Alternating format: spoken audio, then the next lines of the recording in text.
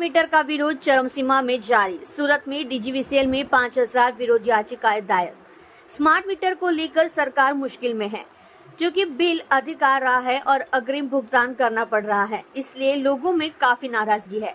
फिर लोगों को कांग्रेस और आम आदमी पार्टी का समर्थन मिल रहा है। कांग्रेस ने लोगों से सोसाइटी में जाकर विरोध करने के लिए आपत्ति याचिकाएं लिखी, जिसमें 5000 आवेदन एकत्रित कर डीजीवीसीएल में जमा कराए गए। पूना इलाके में बढ़ता विरोध। स्मार्ट मीटर का विरोध जारी है। पूना इलाके में कांग्रेस की ओर से करीब 5000 आपत्ति याचिकाएं लोगों को लिखी गई।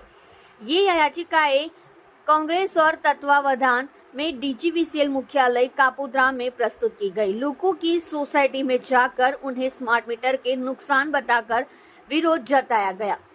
स्मार्ट मीटर का बहिष्कार। स्मार्ट मीटर नहीं लगाने को लेकर आवेदन दिया गया है। कांग्रेस ने दिनेश सावलिया ने कहा कि जनता हाहाकार कर चुकी है, तब हम सभी जिला कांग्रेस के लोगों ने विरोध करने का निर्णय लिया और इसमें हम पहले चरण को लेकर ग्राहक संख्या सहित 5000 आवेदनों का विरोध किया गया है। इसी तरह स्मार्ट मीटर का बहिष्कार जारी रहेगा।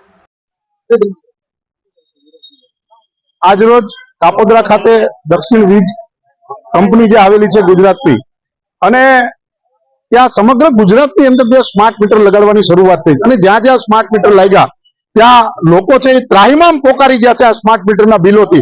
ત્યારે પૂણા વિસ્તારની જુદી જુદી સોસાયટીઓમાંથી સુરત શહેર જિલ્લા કોંગ્રેસ સમિતિ દ્વારા વિરોધના કાર્યક્રમ શરૂ થયા અને એવું નક્કી કર્યું તમામ સોસાયટીના પ્રમુખો આગેવાનો દ્વારા કે ઘરે ઘરેથી વ્યક્તિગત ફોર્મ ભરી અને આપણે આપવાનું છે। એમાં ગ્રાહક નંબર અને એમનું જે લાઇટ બિલ છે એમની ઝેરોક્ષ છે કે અમારે આ સ્માર્ટ મીટરની જરૂર નથી, અમારે ત્યાં સ્માર્ટ મીટર લગાવવા આવવું નહીં, એવી 5000 જેટલી અરજીઓ આજે પ્રથમ તબક્કાની લઈને આવ્યા છે।